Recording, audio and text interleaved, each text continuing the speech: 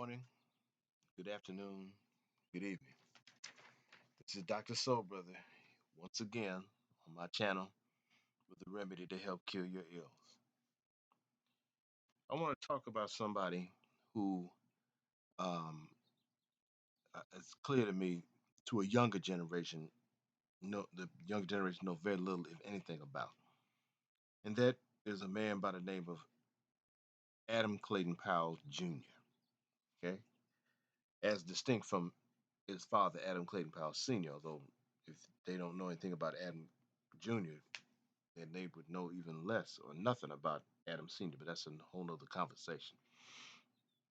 This is a man who, if you check out my thumbnail, and you can see he looks what would be referred to in today's environment as racially ambiguous. But what's something that should be noted about that is that while he may have looked racially ambiguous, he basked in his blackness and he was unapologetic about his blackness. He was a fighter for black rights. He was born in Connecticut in 1908. His father, Adam Powell Sr., built the Abyssinian Baptist Church in Harlem. Uh, Adam Jr., Adam Clayton Powell Jr., attended Colgate University, which was a white university. And while there, he was passing for white and all of that. However, he stopped passing for white, and you'd have to read his life to understand why, what made him do that, and he never looked back. Um, this needs to be noted. We've been talking about the Divine Nine as of late. In case many of y'all didn't know, yes, Adam Clayton Powell Jr. was a proud member of Alpha Phi Alpha Fraternity Incorporated. He was an Alpha man, and he pledged, from what I understand, at Syracuse University there in New York. So that's another example of somebody who was a member of the Divine Nine who was not a race traitor, contrary to the perception and propaganda that's been put out there. And Dr. Soulbrother is one of those who wants to help bury that, put it to rest, just straight bury it, put that in the graveyard. But let me move on.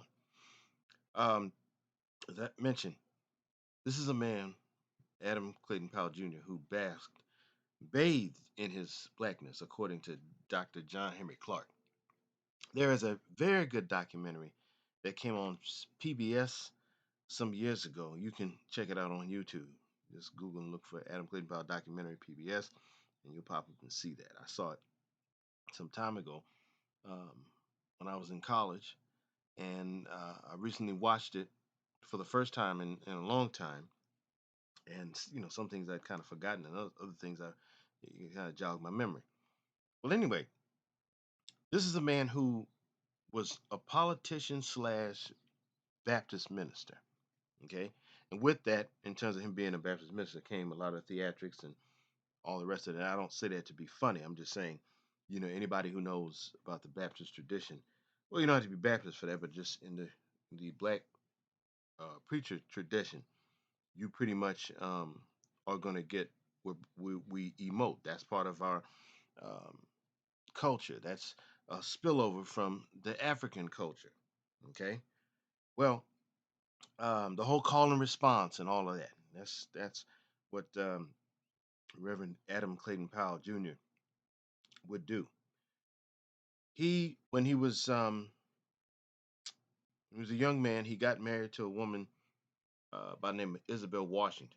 Now, that name might not ring a bell, but if you any of your history buffs and um, know anything about um, what do you call it? Uh, Film history. What you'll find out is things pertaining to um, Freddie Washington. Isabel Washington was the sister of Freddie Washington, and so that was her connection. Well, the problem was because he was a minister and his wife Isabel was a show business person, it became a problem because in those days that was looked down upon because she represented the world, whereas he was a minister. But even though he was a minister, what um, he wasn't a pious minister. But that's you have to delve into his history to go into that. Anyway, um, what's significant about Isabel Washington?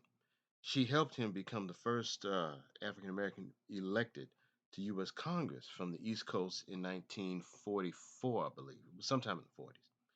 Well, that marriage bit the dust, and then at some point, not long after that, he married a woman by the name of Hazel Scott. She was a Trinidadian born, an American raised jazz and classical pianist and singer. Okay. In fact, one of the other things that's significant about Hazel Scott is that she had a TV show that aired on TV, and she may have been the first, I believe, to have a TV show like that. Well, they had one son, Adam the third, and they were considered part of the black bourgeoisie and all that.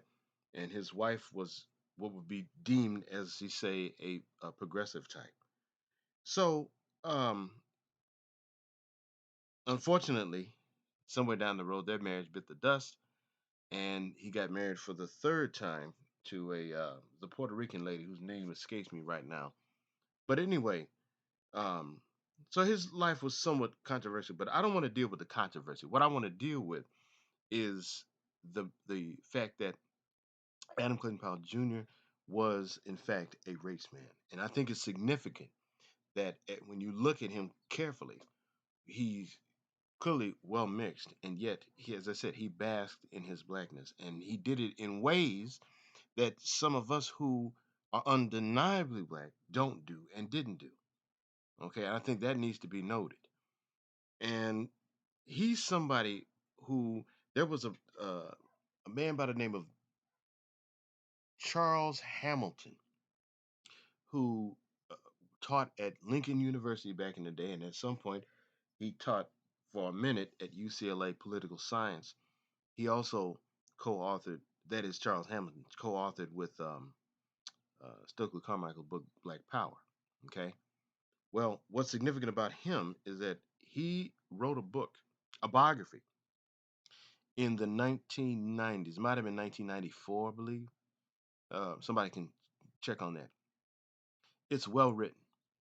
It's a well written and researched book on Adam Clayton Powell Jr.'s life. That's an important read. It really is. I would encourage anybody and everybody under the sound of my voice to delve into that.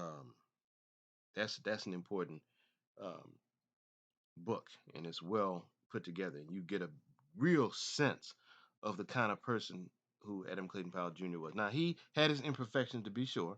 He wasn't perfect.